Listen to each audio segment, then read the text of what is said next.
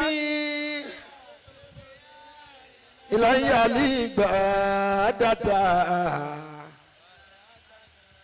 ó yẹ wí dáadáa wá tún náà kí ìbíyá ọlọ́run. zulumati ọ̀dọ̀rọ̀ amúnibíyá fil hayati ọlọ́run wà fil mamati ya rabbal alamin.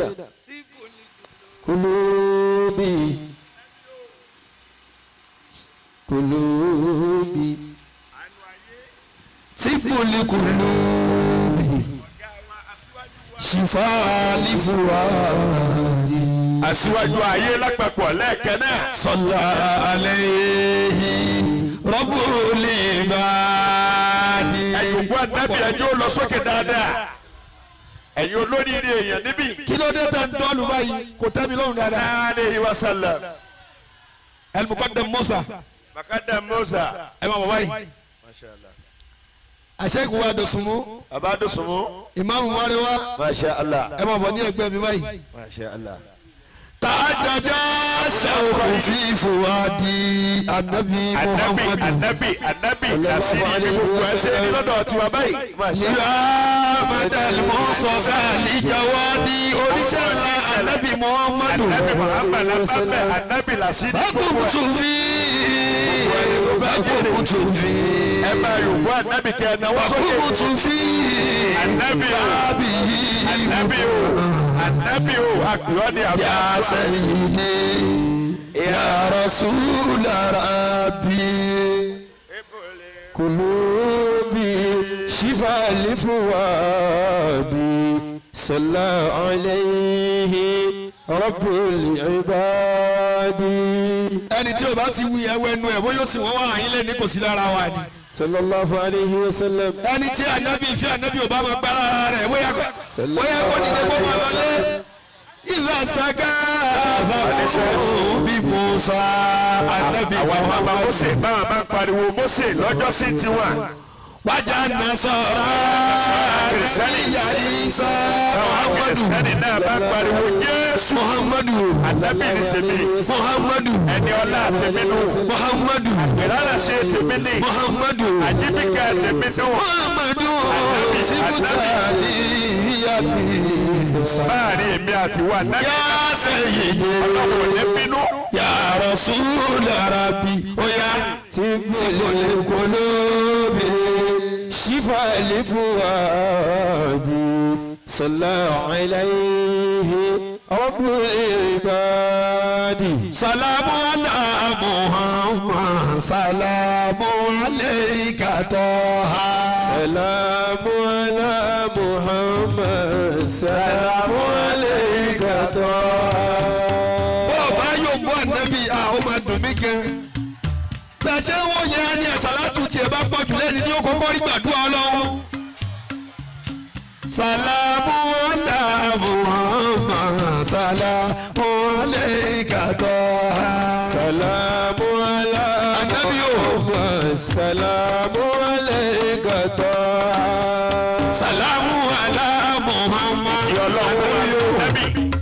oníṣẹ́ ńlá ànábì Muhammadu. ẹ tí yóò gbọ́ ẹ̀kọ́ tẹ̀mí lọ́rùn dáadáa. Salamu ala Muhammad. Salamu alayka Taha. salamu ala muhammad salamu alayka taha. Salamu ala Muhammad. Salamu alayka Taha. Salamu ala Muhammad. Salamu alayka Yasin. salamu ala muhammad Àṣekọ́lá òṣèlú. salamu Àti ibùdó. Àti ibùdó. salamu ala muhammad salamu alayka salamu alayka ya Rahmatan lil alamin. Salamu ala Muhammad. Salamu alayka Taha.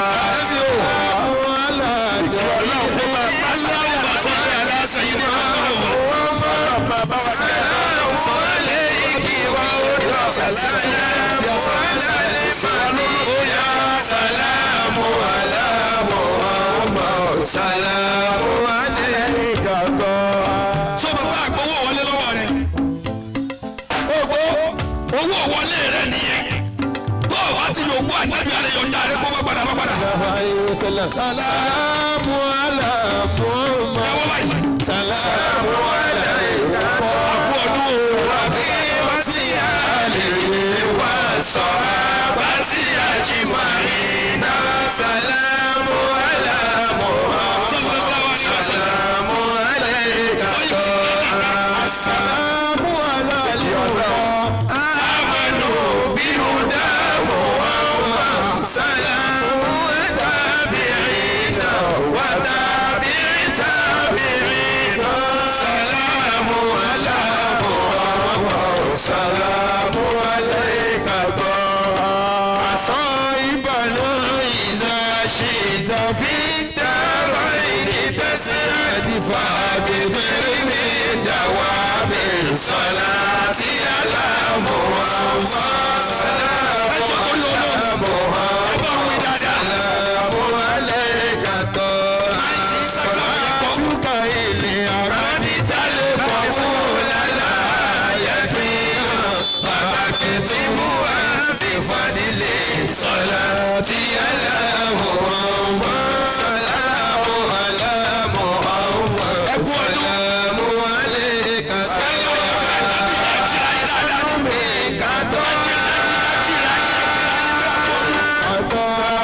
Ó yẹ jìrà yìí. Tó ẹni wàlájì màlúmi kàmá mòdò dáwọ́ tẹ́lẹ̀ dé ní sáwó. Sàlámù alá Ànábì Muhammadu. sàlámù aláìka tọ́. Ànábì kùlẹ́kì tàmú bá rà mọ́ sí sọ̀fà mi kò lè àárẹ̀. Àdàkàyà Muhammad. Kò lè àdàkàyà Muhammad. Kò lè àdàkàyà Muhammad. Kò lè kìtàkà má tàṣà. Oya salamu ala Muhammad. Sàlámù aláìka tọ́. Ọlọ́run ló lọ pé ìgbàgbọ́ ọ̀pọ̀ ìkẹ́ àti ìgẹ́ tó pé ó wà láti sánmọ̀ wálẹ̀ sórí kábàárì Muhammad. Sàlámù alá Muhammad. Assalamu alayka Nabi wa Muhammad. Assalamu alayka ya Habiballah. Ayọ̀kẹ́lẹ́ tí ẹ gbọ́ làbárí nípa láti wá Muhammad. Sàlámù alá Muhammad. Sàlámù alayka Muhammad. Bí ànábì wá Muhammad. Síbi ànábì wa Muhammad. Ẹ wí dáadáa kí lè wí. Ànábì wá Muhammad. Wábí ànábì wa Muhammad. Wábí ànábì wa Muhammad. Wábí ànábì wa Muhammad. Onílù gbọ́dọ̀ bá pé Muhammad. Muhammad. Wábí ànábì wa Muhammad. Wábí ànábì wa Muhammad. Sínú Mákàdí Sàúdì wọ́n pín ní ọ̀bí ìwòláwà ọjọ́ Mọ́ndé ló sì dáyé. Sàlámù alá Muhammad. Sàlámù alayka. Assalatu wassalamu alayka ya Rasulallah. Ọlọ́run kó máa bá rẹ̀ aṣíwájú ayé ànábì Muhammad. Assalamu alayka ya Taha.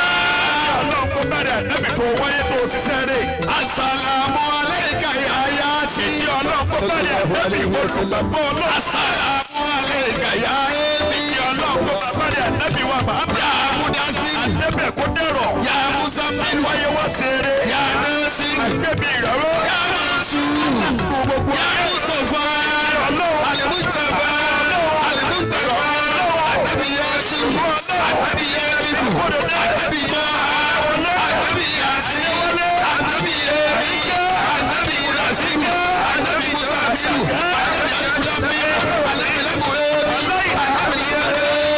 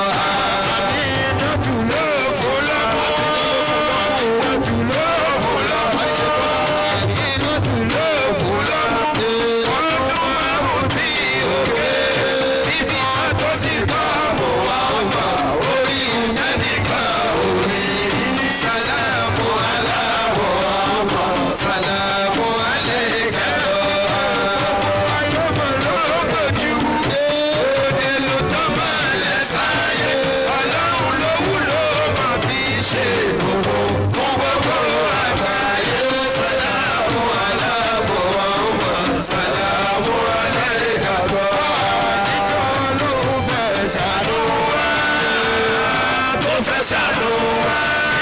Ọlọ́run fẹ́ ṣàánú wa. Ó fẹ́ ṣàánú wa. Ó fẹ́ lè dàbò lọ fàyè. Fàlàrí sálámù ti tàn fàlà bàtà nílí àlàmì. Sálámù aláàmù ọmọ. Aṣọ́wó bẹ́ẹ̀ bá ti wí dáadáa. Ọlọ́run fẹ́ ṣàánú wa. Lè dàbò lọ fàyè. Sálámù ọmọ kò lè ṣe ká fún gbogbo àbáyé. Sálámù aláàmù ọmọ. Sálámù aláìka lọ. Ọlọ́run tó ní wà má wá wá. Ó má wá wá. Ọlọ́run tó ní wà má wá wá. Ó má wá wá. Ó má bá ò lè ṣe déédéé. Ó ta ò tábà sàṣàlátù. Àlè wẹ́ni tí ó ṣì pẹ́ wá. Sálámù aláàmù ọmọ. Sálámù aláìka lọ. Aláàánú ni lọ́nà gbogbo. Aláàánú ni lọ́nà gbogbo. Asálẹ́tù ẹ̀sálàmù àlẹ́kà ìrẹsọ̀rọ̀. Ọ̀fọwọ́ yìí mú ló jẹ́. Kò sí mú ẹ̀dá mú ọ̀pọ̀. Ibi káfíńkù pọ̀tọ̀ rẹ̀. Sálámù aláàmù ọ̀hún. Ìkàwé láti ẹ̀mẹ̀ mú àjẹ́ ìfúnra. Ọ̀pọ̀ kò kúrú kò ga kò sá. Kò kúrú kò ga kò sá. Aṣáájú ẹ̀dá ò tí rí. Aṣáájú ẹ̀dá ò tí rí. Kò kúrú kò ga kò sá.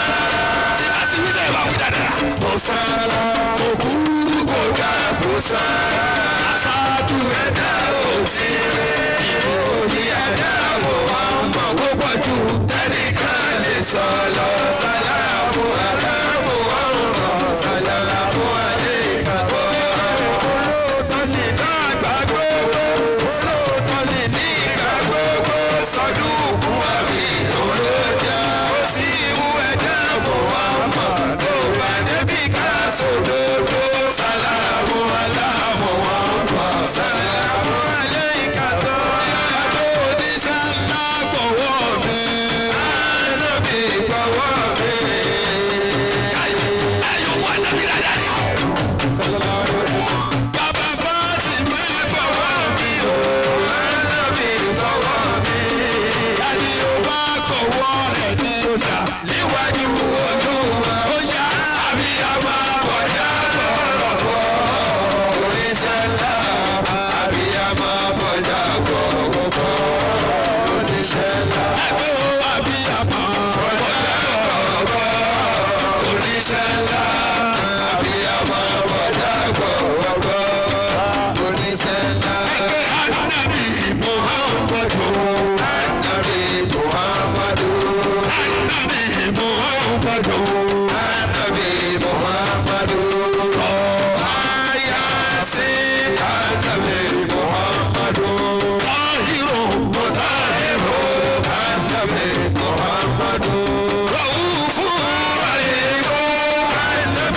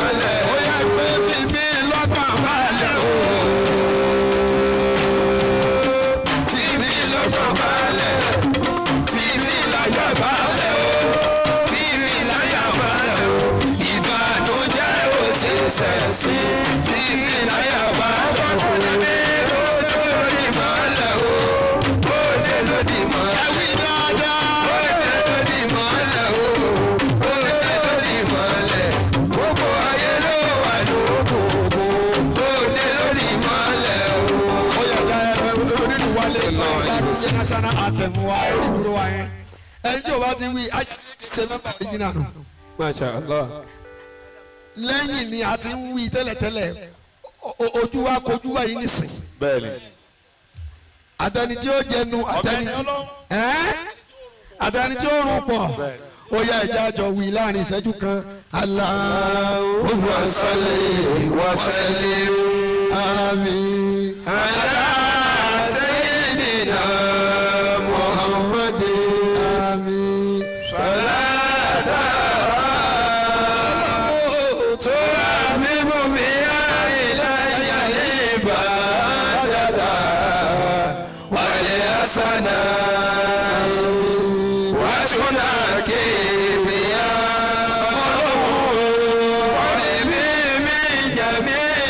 ظلمات آمين وترحمني بها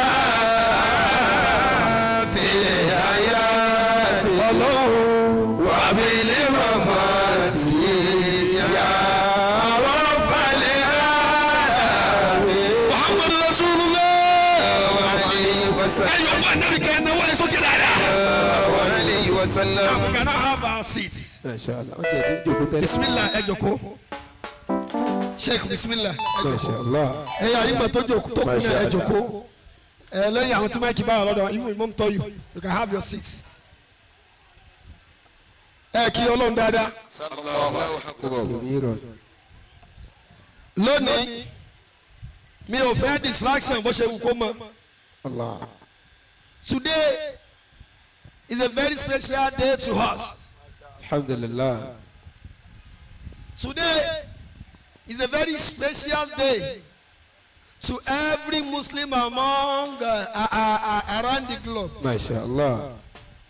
Today mark the birth of the Holy Prophet Muhammad. Sallallahu ta'ala alayhi wa sallam. Somebody shout sallallahu alayhi wa sallam. Sallallahu alayhi wa sallam. And gẹ́gẹ́ bí Mùsùlùmí mo lérò pé àárí ànábì fún ní ìwọ wọn àti ẹ̀tọ́ wọn bó ṣe lè kó tó. Sallallahu alayhi wa sallam. ìkójọ wa bíbá ilé ní 3 in 1. Allah. àkókò ń bẹ máa ṣe wà lórí ìjókòó yìí àwa sọ fọlọ́n pé ẹ ṣe é tẹ̀ fún wa ní Muhammad.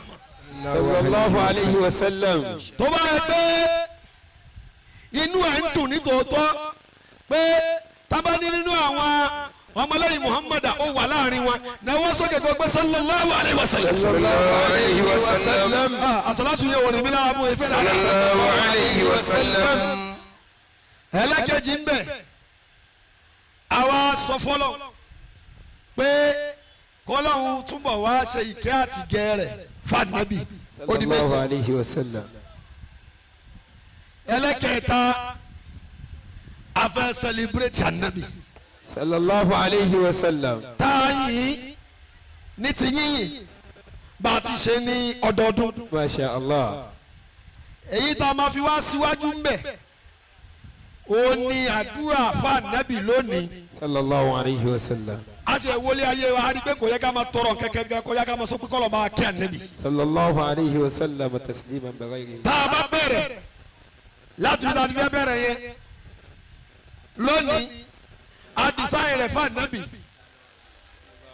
tí ó máa jẹ́ kútúbà ìbẹ̀rẹ̀ fúnṣẹ́ wa 2022/2023 Masha Allah. a fẹ́ bẹ̀rẹ̀ zàtíyà látòní àmọ́ká tó bẹ̀rẹ̀ sọ́láti zàtíyà yẹn a ṣe kútúbà ìbẹ̀rẹ̀ mo fi kí gbogbo ẹ̀yin tẹ́ ń wò mí abẹ́yìn tẹ́ wà ní àyíkú oríire tó bá dẹ́ lójú pé olóríire ni ẹ yóò mú ànábì tẹ́lẹ̀ tó wà lẹ́gbẹ̀ẹ́ rẹ̀ ó mọ̀. Sallallahu alayhi wa sallam. a máa bẹ̀rẹ̀ àsàlátù fún ànábì ní àyín lórí ìjókòó yìí Sallallahu alayhi wa sallam. a wá ṣe àsàlátù yẹn a máa jẹ́ dàlẹ́lù inshallah dàlẹ́lù khairat 41 làákì. Masha Allah. yòókù ànábì. Sallallahu alayhi wa sallam. Allahumma salli ala Muhammad. gbogbo ẹni tó bá mọ kí ó tó lè yí ẹnu padà lọkùnrin tó bá sì wà ń bẹ yẹn ẹ máa bọ̀ wá jọyìn àwọn imam níyà yẹn. Masha Allah. ẹ̀yin obìnrin náà tẹ ẹ bá lè kéwú ẹ nàró níbi tí ẹ wà yẹn o kí ànábì báyìí. Sallallahu alayhi wa sallam.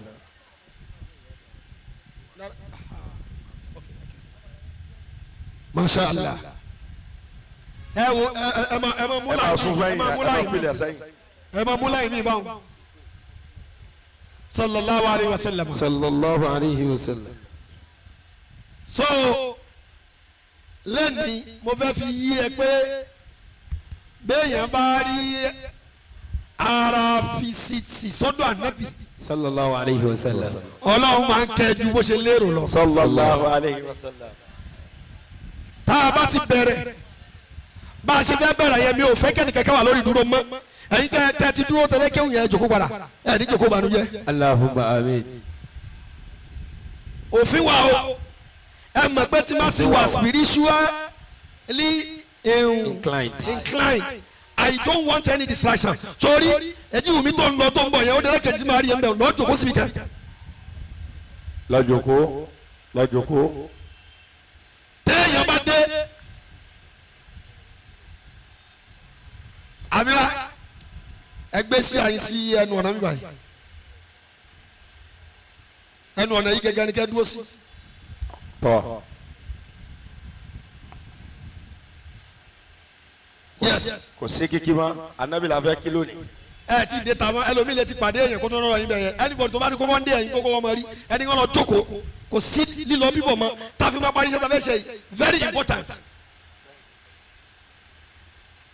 ìlú gan ò ní dúmọ́ láàrin bíi wákàtí kẹ́nìsì bọ́ ẹ ẹ máa tó láǹfààní ẹbí ṣe fáyé ni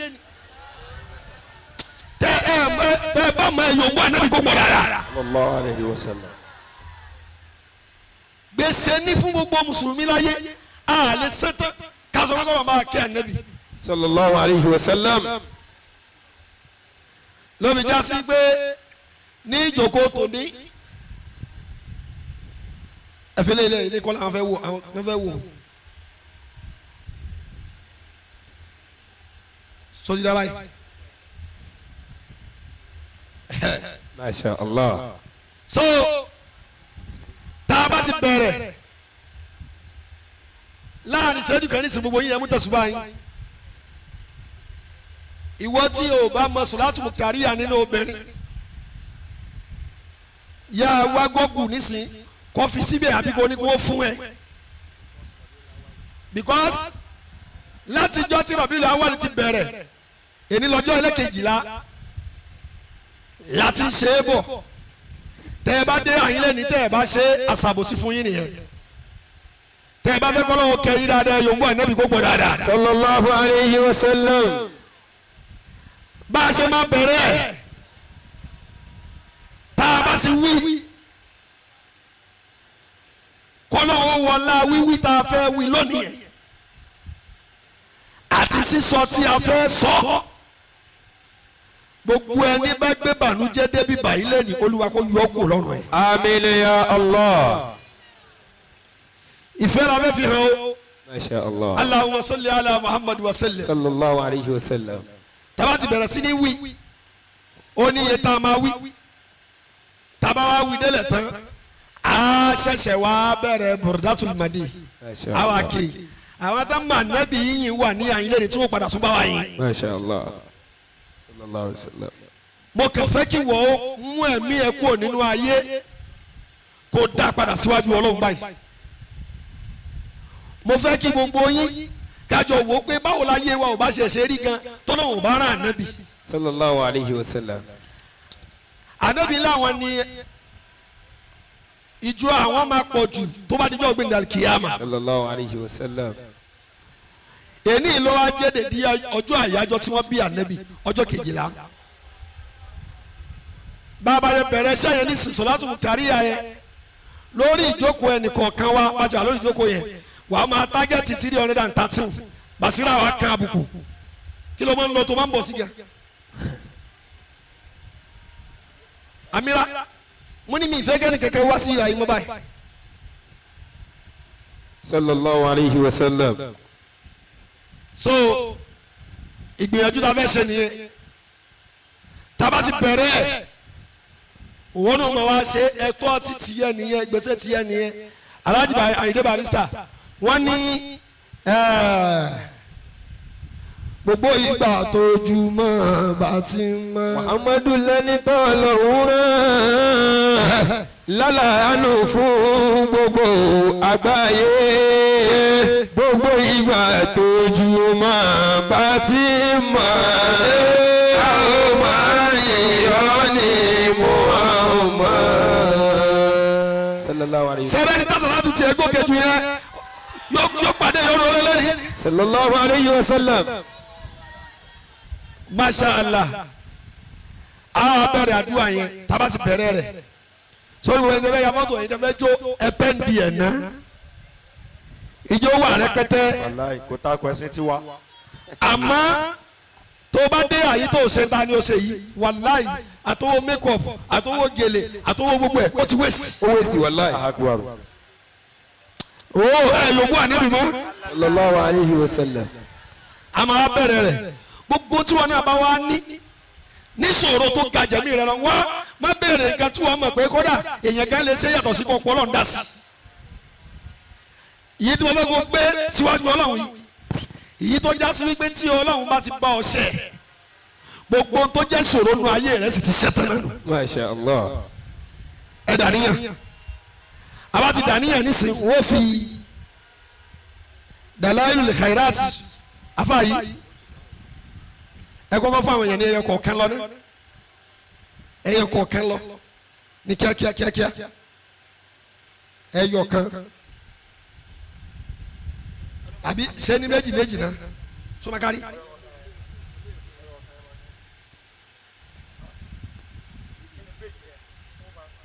ẹ filẹ̀ anywhere tó bá ti mú ẹ̀dá ìkúrọ̀ lọ́wọ́ tàbá parí ẹ̀ tán 70 ní gbogbo ẹ̀ àbí 70 pages. Masha Allah ìtì mo fẹ́ ká ṣe ní àyín lónìí ní ẹjọ́ torí Ọlọ́run. sallallahu alayhi wa sallam. gbogbo èèyàn 70 tó dẹ̀ ké Allahumma salli ala Muhammad wa sallim. sallallahu alayhi wa sallam. sallallahu ta'ala alayhi wa alihi wa sallam. sallallahu alayhi wa sallam. ẹ̀yọ̀ kọ̀ọ̀kan ẹ̀bí méjì. wọ́n tún ṣe lẹ́yọ̀ kọ̀ọ̀kan bẹ̀rẹ̀ ayọ̀ máa ṣe lọ náà wà padà mú ìkejì wa. tàbá kọ́ rí ẹ̀tàn àṣewá yà sí fi gbé mọ́lá yà salli wa sallim. ọlọ́run o. dáìmọ̀ ní abàdà anabi Muhammadu. báwa ká nabi.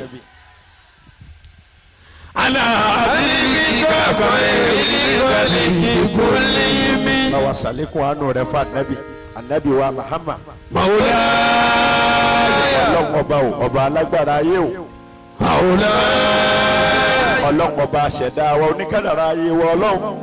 mawla ya salli wa sallim. ọlọ́run bá wa kí anabi dáadáa ni. dáìmọ̀ ní abàdà. sàlátù náà máa lọ lọ́dọ̀ anabi ní gbogbo ìgbà. ala abika khairil kulli. májà sàlátù du ọlọ́run yóò máa lọ bẹ́ẹ̀. salli wa sallim. àìmọ́ ní àbàdà àlà àríbi kọ̀ọ̀kan èrè nítorí kíkó lémi.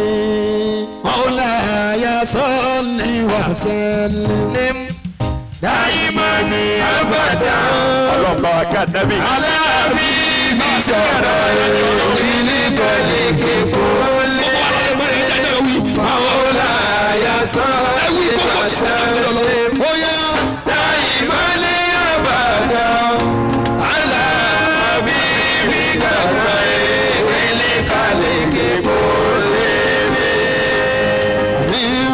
ṣàkóríṣi. kí ló dé tínú rẹ bá Àríbí sí sẹ́lẹ̀mí. kí ló dé tó rárá. Àtàrí dàda mú agbára.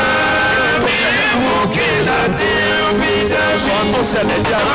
Ọ̀la àyàsọ́lé wà sẹ́lẹ̀. ẹjọ́ jẹ́jọ́ wí. Ìmọ̀ ni àbàdà o. Aláàbí bí kàwá ilé balẹ̀ kíkó lé. ó yà pé Muhammadu Rasulullah.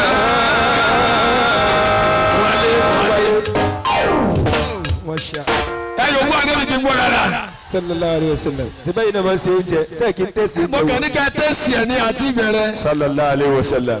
bó bá dùn ẹ yòówù ànábì. sallallahu alayhi wa sallam. inshallah rahman àníyàn ló kún kọ́ wa dání sí. àníyàn kútùbà ìbẹ̀rẹ̀ yẹn tí n bá ti ké tán gbogbo ẹni tí dàlẹ́lu ń bẹ lọ́dọ̀ rẹ̀ tí wọ́n mú tẹ̀sùbà dání wàá wá pò yí ẹ̀ lọ́nà 41. masha allah.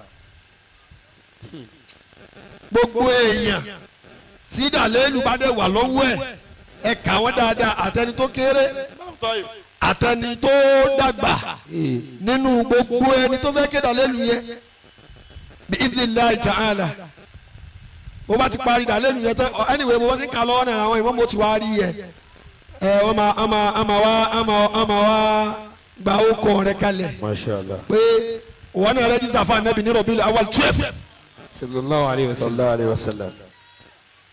yàtọ̀ sí ti Ọlọ́run fún ẹ yà kàdé àlọ́ ní tọ́lọ́run ó fún ọ. ọ̀ tún gbẹ̀sán.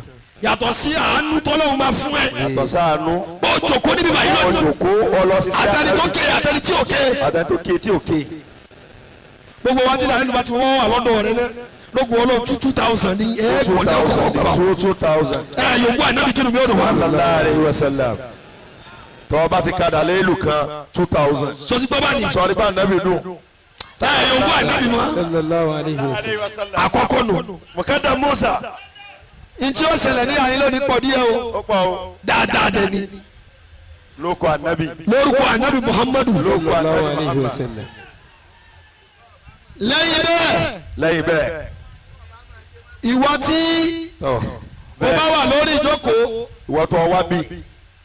tí kò sí dàlẹ́ lọ́dọ̀ yín ẹ̀yin obìnrin àrùbẹ́ máa jọ ìwà tẹ́lẹ̀ àmọ́ àwọn ọkùnrin gẹ́ ti gba dàlẹ́ kẹ́rẹ́ tí wọ́n ti gbà tán. gbà tán. masha allah. ẹ wá ṣe salatu mutariya yẹn ẹnì kọ̀ọ̀kan ó máa ṣe ta 330. 313. ọ̀rẹ́ kọ́ ni rojọ́ tá a mọ́. bá ń kí ẹ lásìkò yẹn o ti ẹni rojọ́ mọ́. ẹni bọ́dì tá a bá ń kí ẹ lọ́wọ́ máa forí dáhùn lọ́wọ́. sallallahu alayhi wa sallam. ṣé àdúrà tí mo ní kó ṣe yìí bí ìgbà kó wà lórí irun allahu akbar. sórí ọjọ́ tí wọ́n bí ànábì lásán sallallahu alayhi wa sallam. ọjọ́ mọ́ndé yẹn lásán lọ́lọ́run fi sọ pé ọlá pé inú àbílà àbí dùn ọlọ́sìn ní ẹ̀yin màláíkà ẹ̀ gbọ́dọ̀ jẹ́ ìyà ní ọjọ́ mọ́ndé masha allah. tó bá yẹ pé gbogbo ọjọ́ tó kù náà ló fi yọ́nú sáà nábì ni ìyà ò bá kú ò lórí rẹ̀ ní gbogbo ọjọ́ wallahi. àmọ́ orí àárín jẹ̀ níwìlì torí ànábì lọ́jọ́ mọ́ndé sallallahu alayhi wa sallam.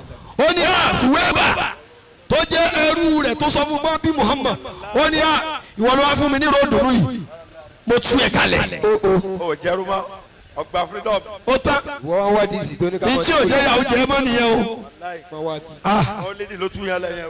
orí jọba yìí bàbá àgbà dùn. sallallahu alayhi wa sallam.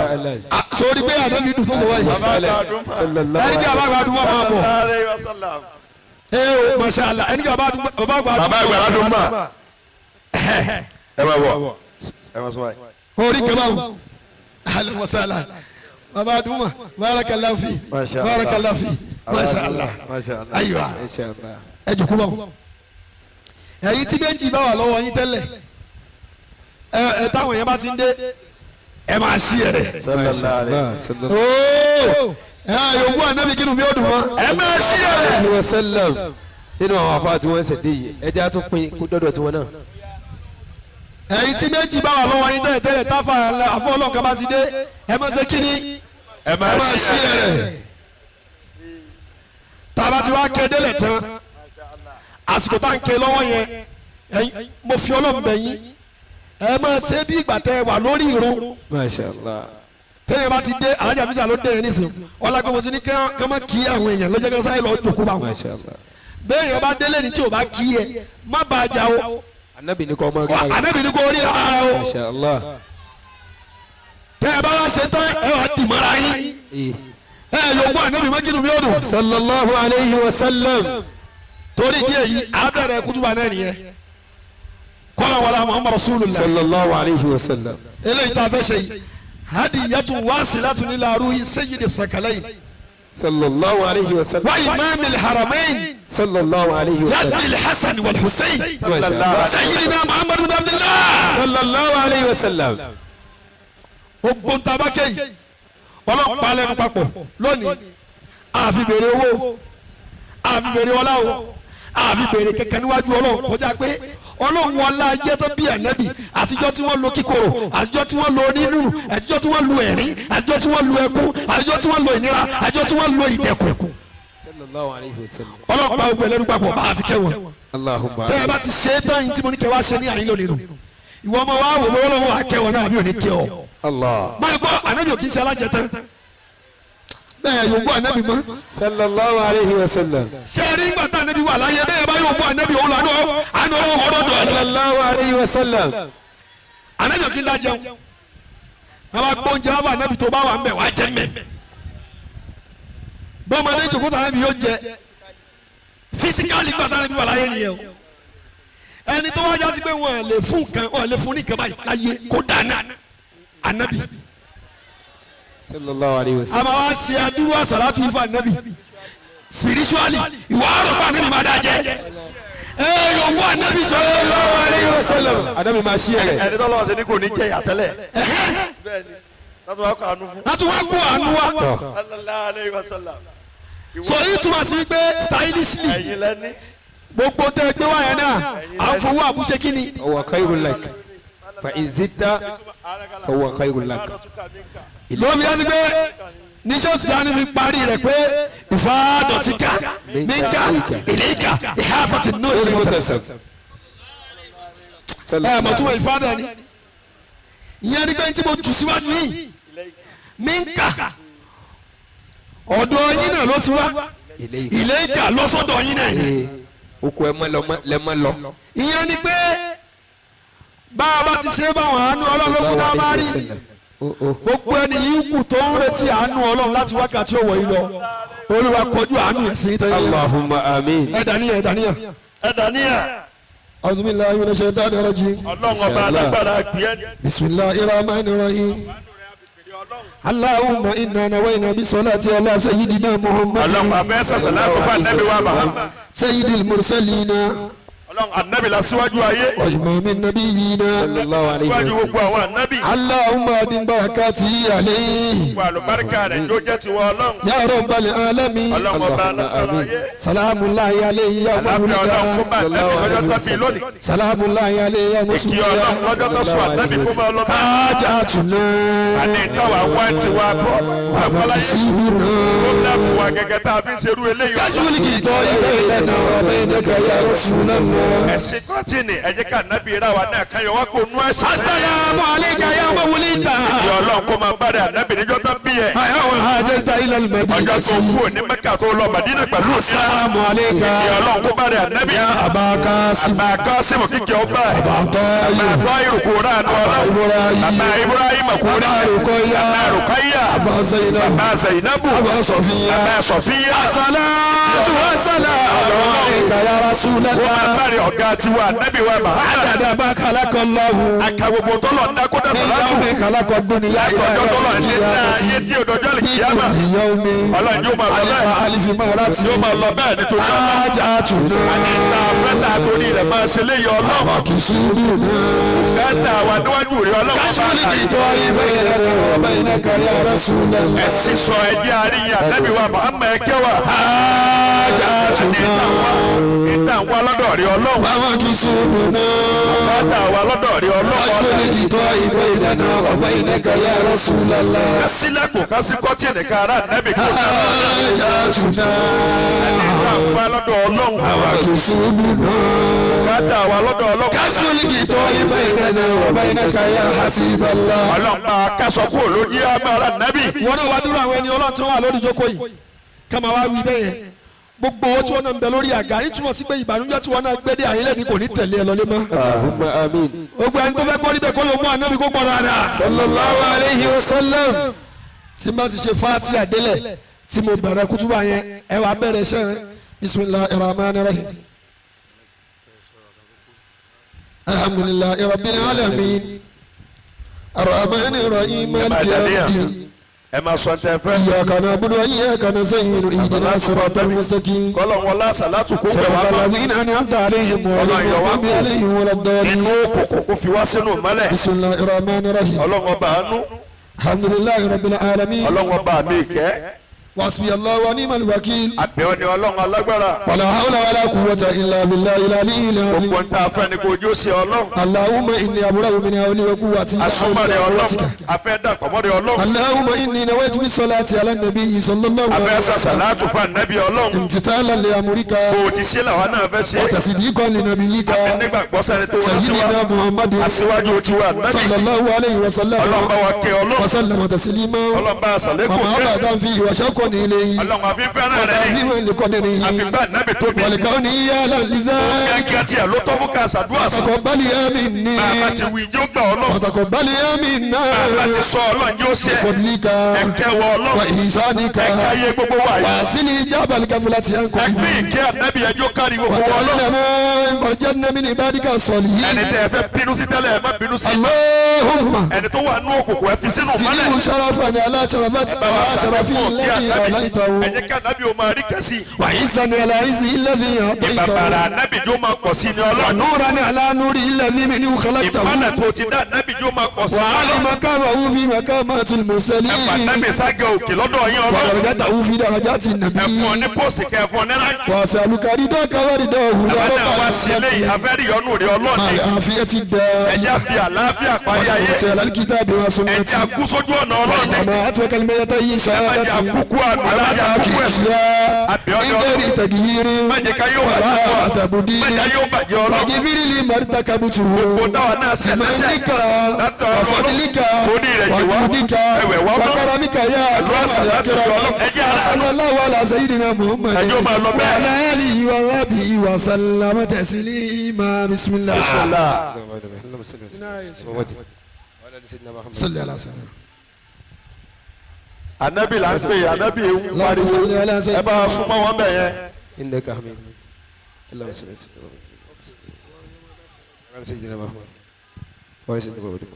gbogbo ẹni tí ìdàlá ìlú kàrá láti àwọn ìbánu sófà lọ́dẹ yìí ó yà ẹ wọ bọ̀ mọ́lá اللهم صل على سيدنا محمد النبي ما شاء الله. والمؤمنين imam shakir وذريته ẹ̀yẹ dúró báyìí kẹ́kọ̀ọ́ dúró báyìí سيدنا محمد ó yà masha allah وعلى سيدنا محمد كم إنك حميد مجيد الأمة داعين باقي المسموكات والجبار القلوب على شكيل أهلا، سعيد أهلا. جل سعيد ẹ̀sùnmọ́ yìí díẹ̀ sí ẹ̀sùnmọ́ yìí díẹ̀ masha allah gbogbo ìkìlánù sọ̀fà ìka márùn pé báyìí àbí mélòó ìka mẹ́fà olùkọ́ àdébí على سيدنا masha allah azakawi ó yà ẹ̀yọ̀ǹda fún wọn ẹ̀yọ̀ǹda fún wọn ẹni tí méjì bá ti wà lọ́wọ́ ẹ̀ ẹ̀fún